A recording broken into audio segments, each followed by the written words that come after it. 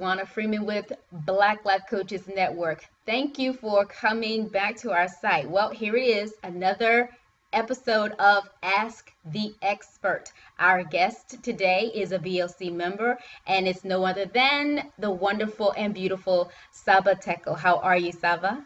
I'm great. Thank you for such a beautiful introduction. Oh, you're welcome. There's so much that the audience does not know about you, but we're not here to get into your background, but I will say you have to come back so we can talk about some of the things that you do and what you've transitioned through in your wonderful life.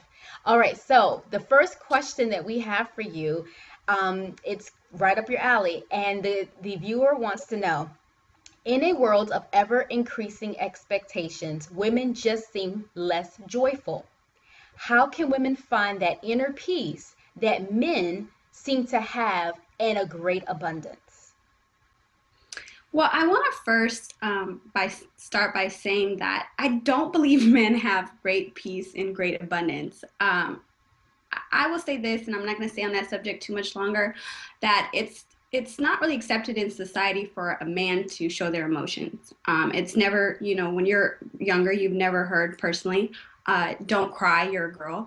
Or, oh, this is ingrained in men to not show emotion. So it might seem like they have inner peace. It's because they're trained not to show what's really going on in their lives. As we're all taught it to a certain extent, but women are more emotional and men are more logical. So I'm not going to stay on that too much longer. I'm not an expert on that, but I am an expert on inner peace. So here's a few things that you can do. I like to talk about power principles. I just created this audio. It's free, and I'll give you the information about it later. But there's a power in a peace practice. You have to practice peace to get peace. And I'm going to give you some short term and long term. The short term is EFT tapping. I'm not sure if a lot of people have heard about it. Jan Van Zandt kind of bring it to the mainstream, especially in the ethnic and urban communities. But that would be the first short term, kind of like a fix a flat. If you're going through a little bit of inner turmoil, it does give you a long-term success in inner peace, but you're still going to have other areas. So whatever's overwhelming you in the moment, you can quickly use EFT and it'll get you right back into a better state of being, releasing all that energy. We're made of energy. So every time you have a negative emotion, you're adding that energy onto you. You need to learn how to release it. And that's what EFT does for you in the most quickest way possible. But you have to work on this. So that's the short term. The long term is you have to create, I want to say ceremony, but a peace practice pretty much.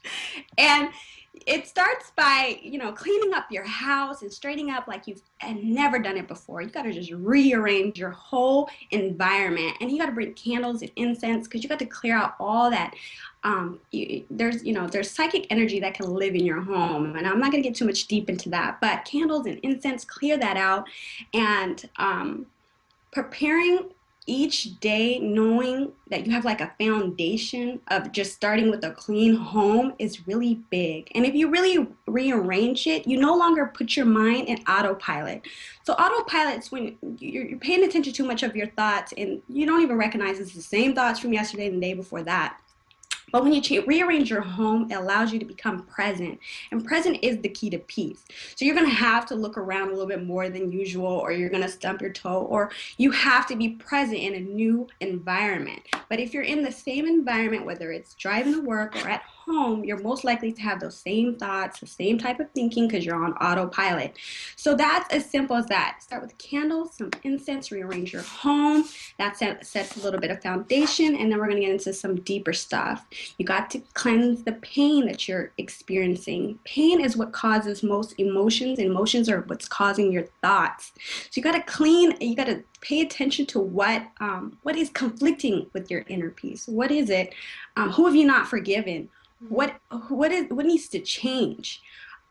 Because inner peace, honestly, is your natural state of being. So what you're really doing is getting through the layers of what's keeping you from feeling that peace you already have, really deep inside.